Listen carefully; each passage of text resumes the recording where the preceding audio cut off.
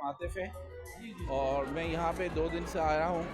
बहुत अच्छी यहाँ की मैनेजमेंट थी, बहुत अच्छा सिस्टम था, लेकिन आज इतना ज़बरदस्त मिसहैप ये हुआ है कि इन्होंने शाम 3 बजे से बाहर का मेन गेट बंद कर दिया। उसकी एक वजह ये थी कि यहाँ पे एक और एक्सपो लगी डेल्फा के नाम से, जो उसका इतना क्राउड और इनका अपना इतना क्राउड था जो मैनेज ही नहीं कर सके, जिसकी वजह से इनको मेन गेट बंद करना पड़ा।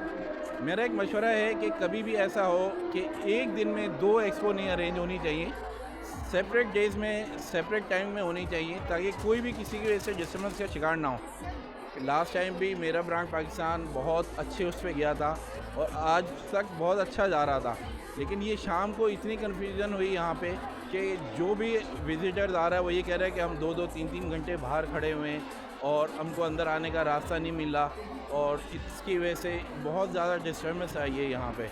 तो मेरा मशवरा है कि सेम डेज़ में 2 एक्सपो नहीं होनी चाहिए, अलग अलग वीक में होनी चाहिए।